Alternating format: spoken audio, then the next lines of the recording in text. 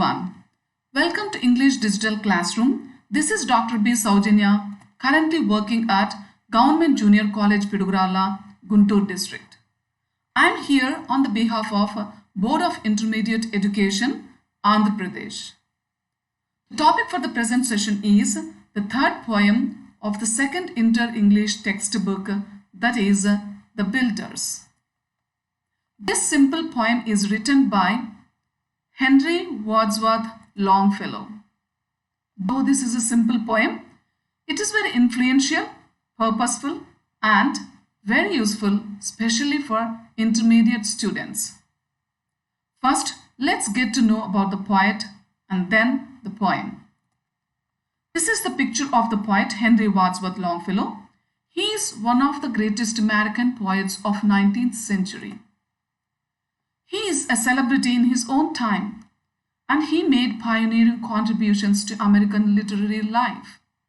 In fact, many of his poems shaped the American character and legacy. This is the reason why he was so popular in his time.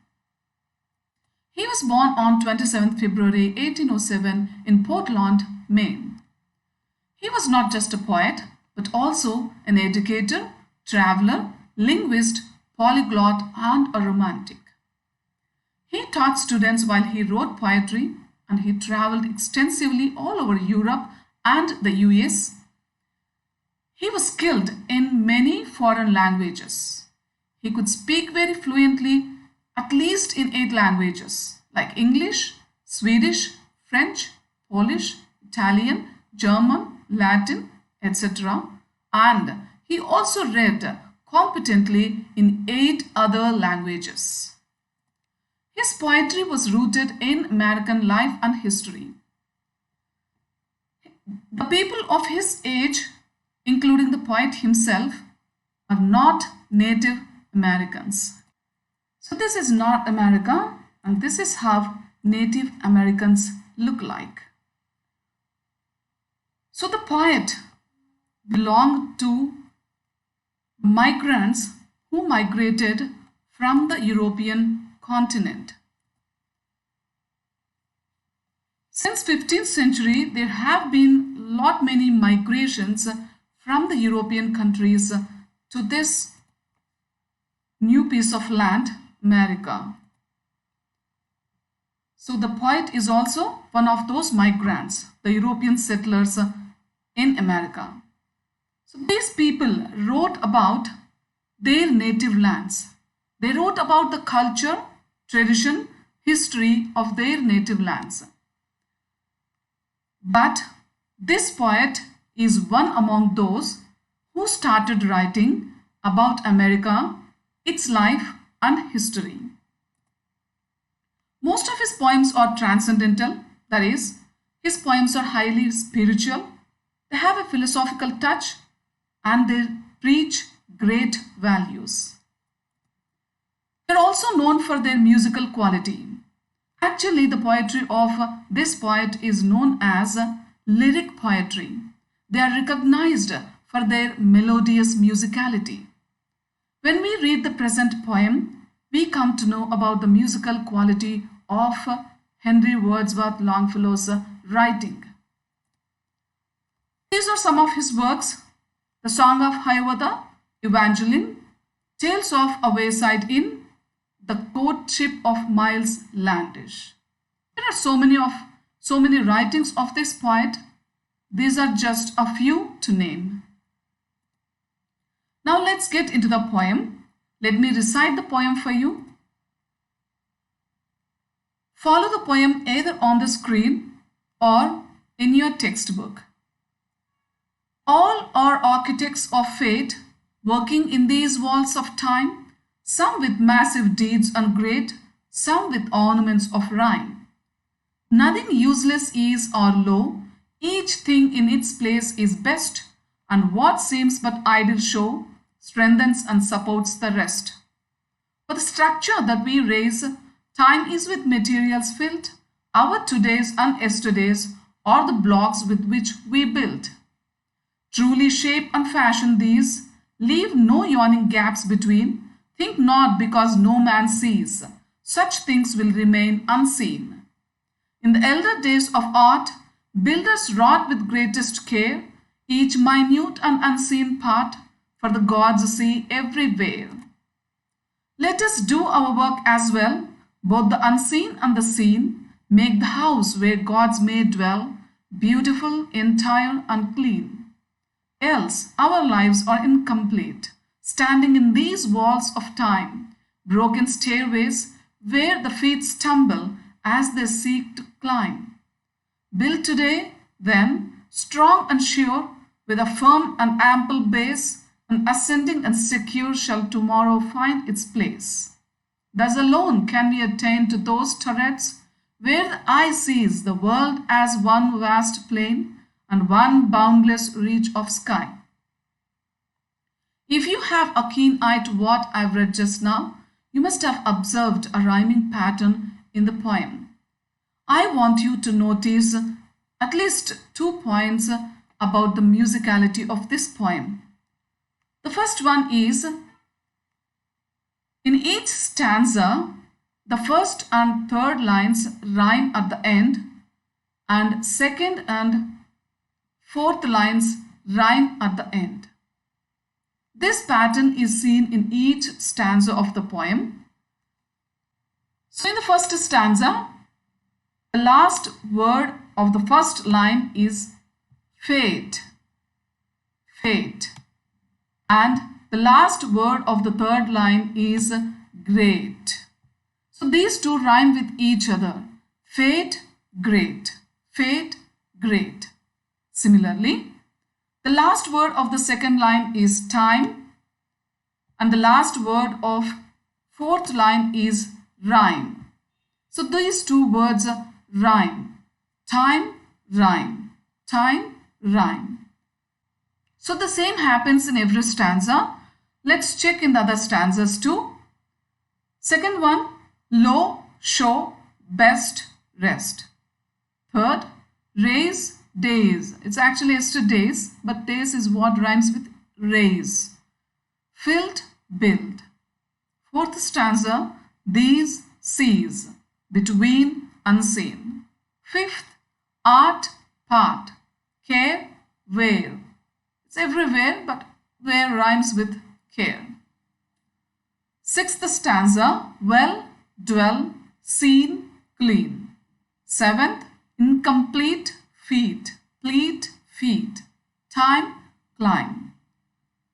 Eighth, sure, secure, base, place.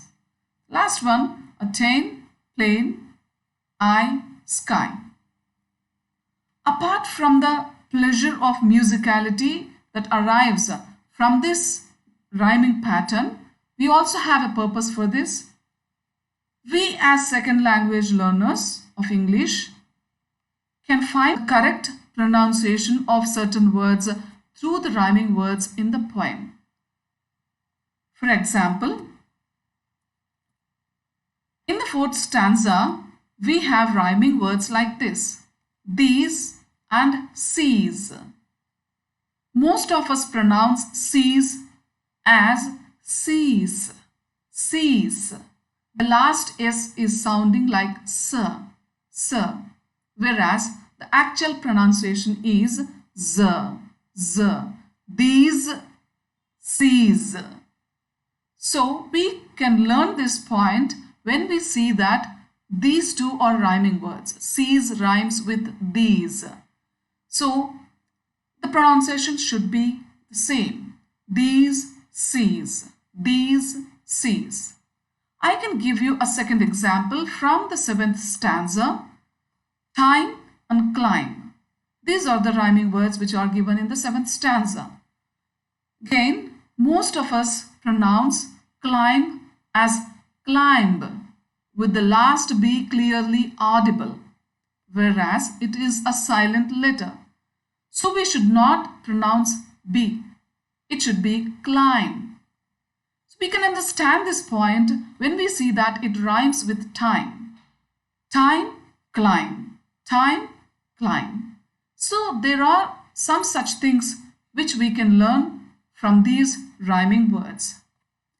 The second point I want you to notice is that each line in this poem has exactly 7 syllables. I hope you all remember what a syllable is. We have learned syllables in our first year syllabus.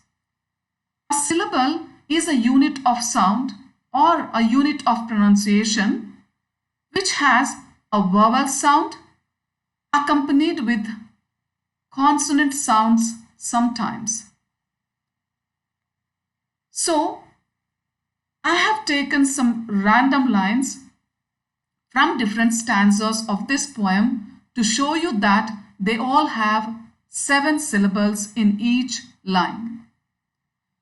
Some with massive deeds and great. So it is having 7 syllables.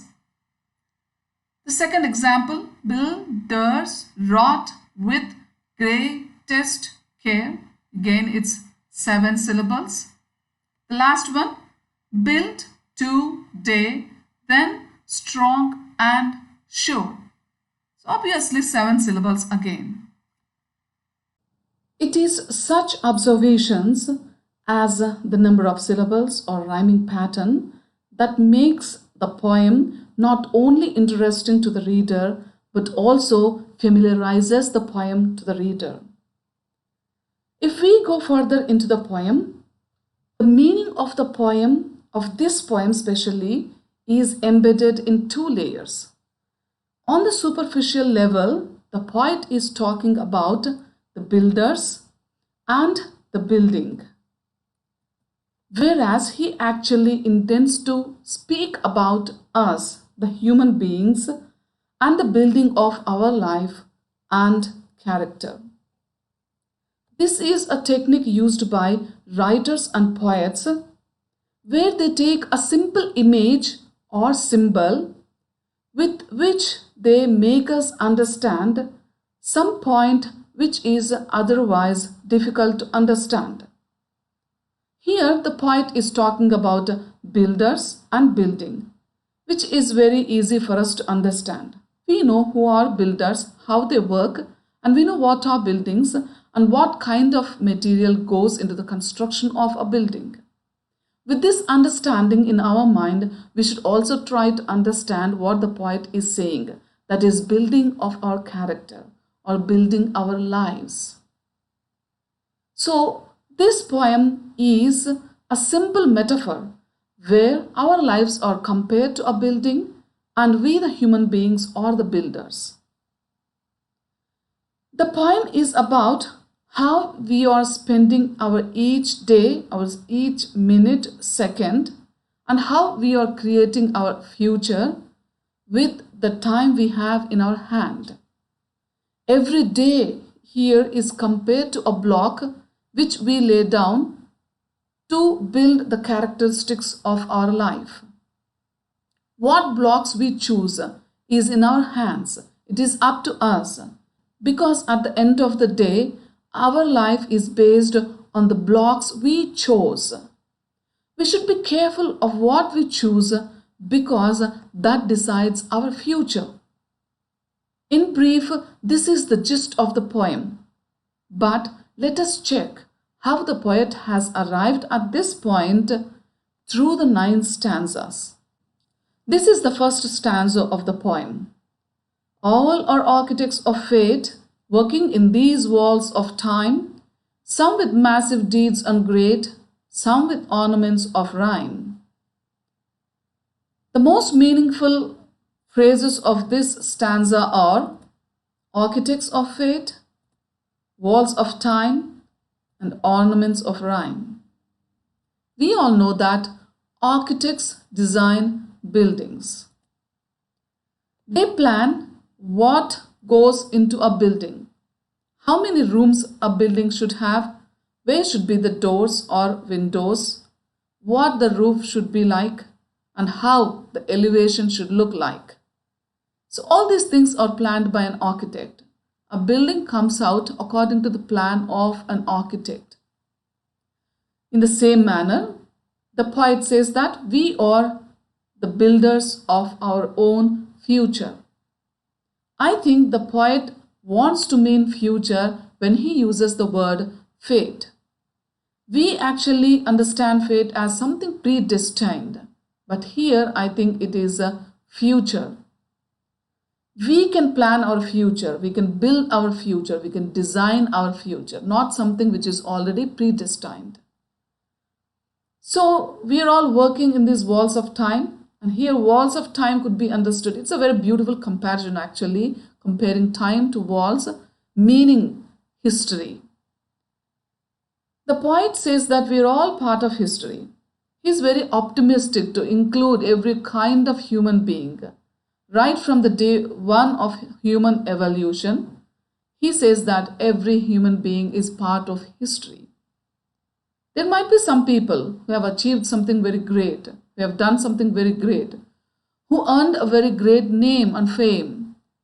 But there are also so many people who are very ordinary, who are very simple. But according to the poet, both these kinds of people, that is great people or simple people, are all part of history. There is no exclusion of any kind.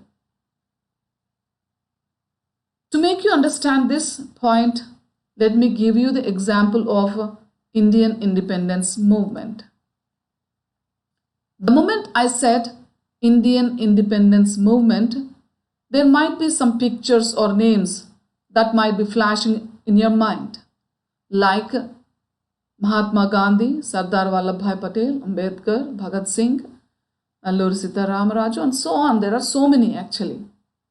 So we know all the names of these great leaders. These are all great leaders. But there are thousands and lakhs of common folk who stood behind these leaders. We should not forget, we should not neglect or underestimate the power of this common folk. For example, if we take the Salt Satyagraha, where Gandhiji marched from the Sabarmati ashram to the place called Dandi, it was given notice by the British. It was given a place of importance in the Indian independence movement because not Gandhi walked alone, but because there were thousands of people that followed Gandhiji on this march.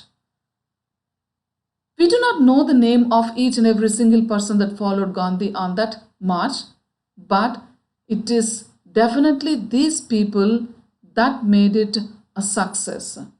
It is definitely the number of these people that gave a shudder to the British.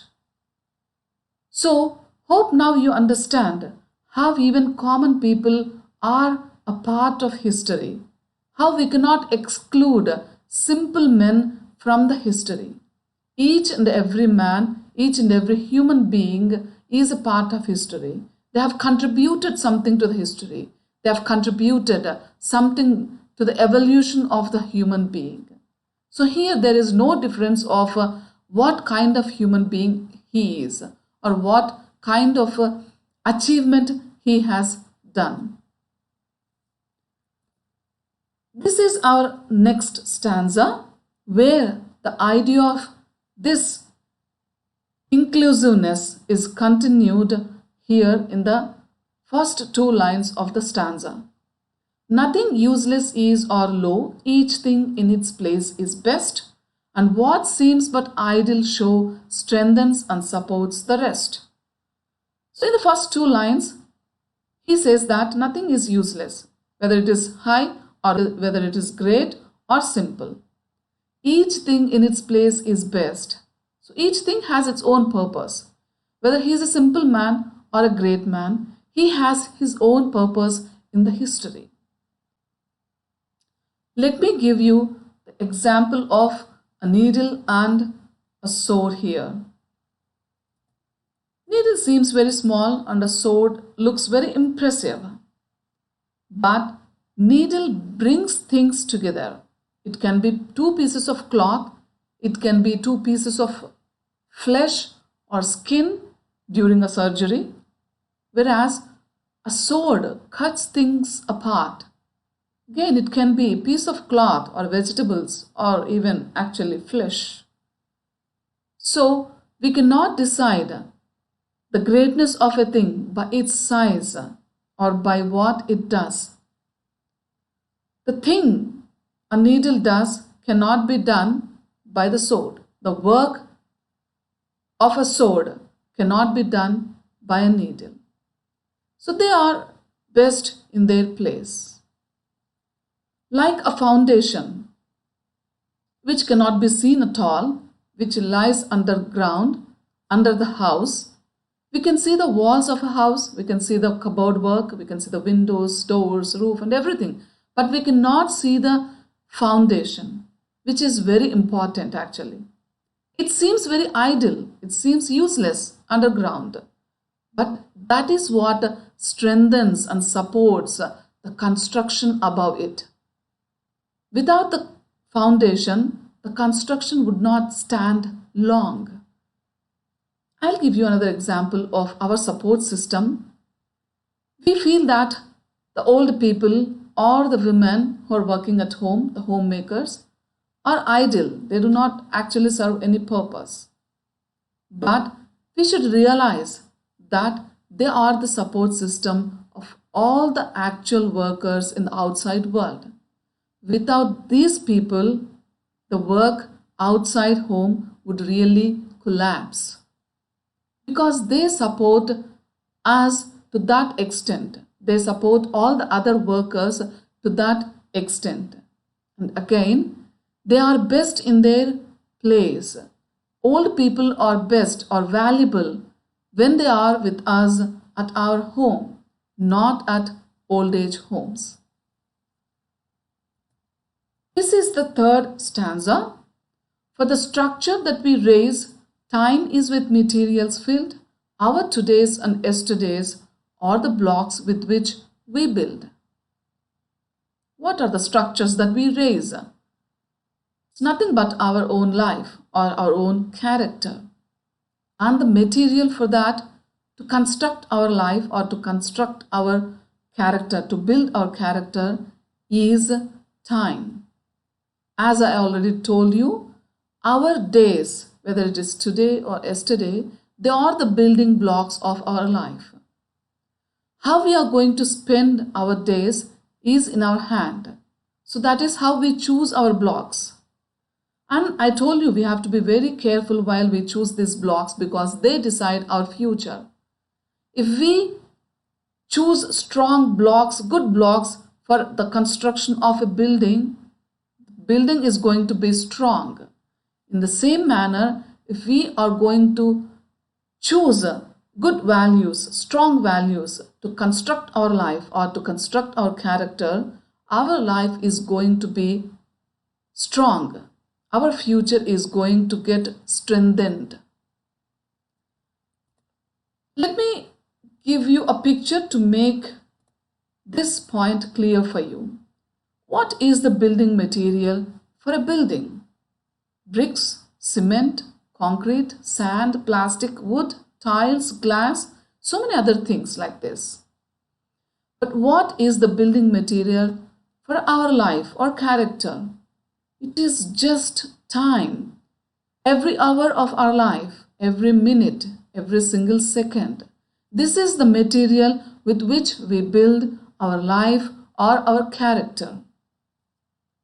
As somebody said, character is built over time by small choices and decisions that either enhance or erode our soul.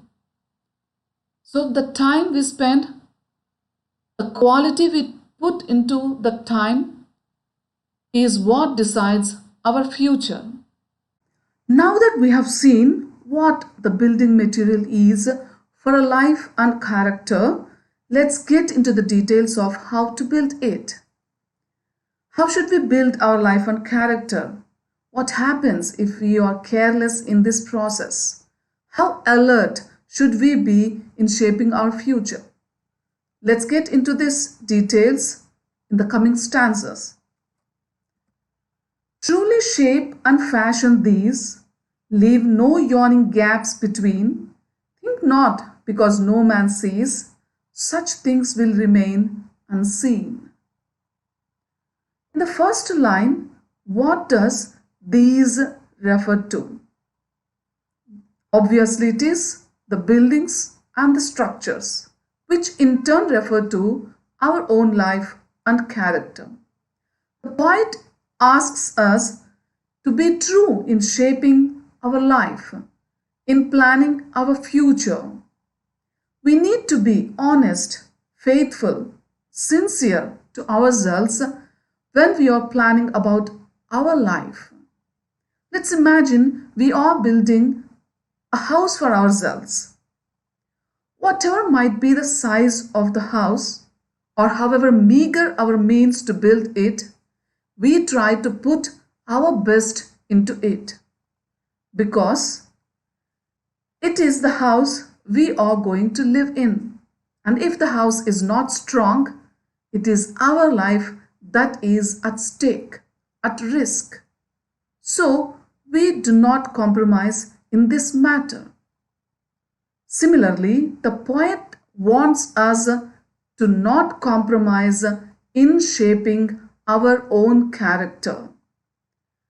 We should try to put our best in planning our future, our life.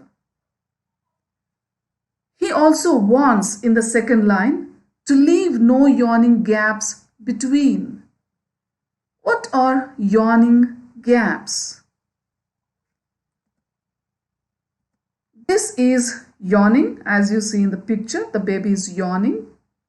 We yawn when we feel sleepy, when we are tired, and sometimes when we are bored. And these are gaps. Can you see the gaps between the bricks? Before I give you the meaning of these two words put together, let me discuss about these gaps. So if these bricks, which are placed not very closely to each other, which are placed loosely with gaps, if we hit hard on one of those bricks, just imagine, if we hit on one of those bricks, what happens? It might collapse the wall. The wall might get disturbed. It might fall down. But if the same bricks are put intact closely, it might be difficult to disturb the wall. And if these bricks are plastered with cement, we can't imagine to disturb the wall. In the same manner, the poet wants us to build our character without any such gaps, which might weaken our character. So these gaps are those traits, those qualities that might weaken our character, our life, our future. So with such gaps, we may not be able to face the difficulties of the life.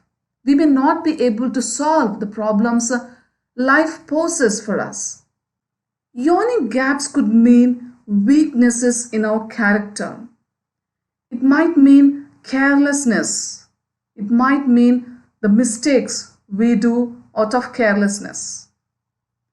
These yawning gaps can make our character collapse. To give you a more clear picture of what these yawning gaps could be in our character, in our life, let me show you something. So these yawning gaps could be some qualities, some traits like this: laziness,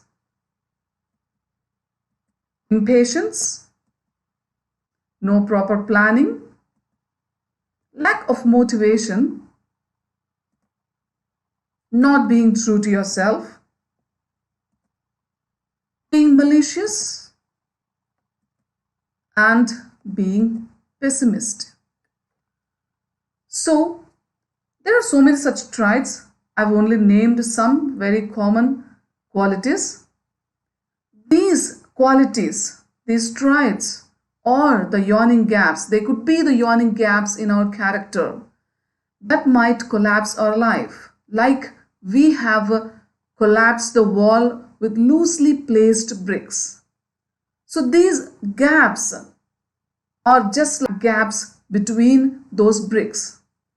The bricks weren't strong with the gaps in between them, so our character won't be strong with such qualities in it. We will not be strong enough to face the difficulties of life, to solve the problems of life with such qualities in our character. So the poet wants us to be watchful, to be careful, to be alert, not to allow these characters and any other traits like this to creep into our personality, to creep into our life, because they weaken our character. Just like the building would not be strong without good building material. So if we allow these characters, these traits in our personality, we would not go further in our life. It will be quite impossible for us to see progress in our life. And then in the last two lines, think not because no man sees, such things will remain unseen.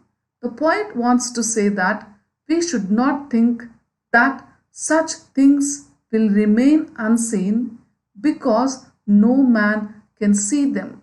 It's true, such qualities in our character might not be noticed by other people. But there might be an Almighty who is omnipresent, who watches all this, or at least there is a conscience within ourselves which pricks every time we go wrong, we do some mistake, we allow such bad qualities creep into our character or life. So we need to be very watchful, very alert to see that these qualities do not creep into our life, do not enter our life, do not spoil our future. This is all in our hands because it's we that is building our own character. It is we that's building our own house. When we are being so careful about a house, we should be even more careful when it comes to character. With this, we come to the end of this session. Let's discuss the other stanzas in the next session. Till then, take care.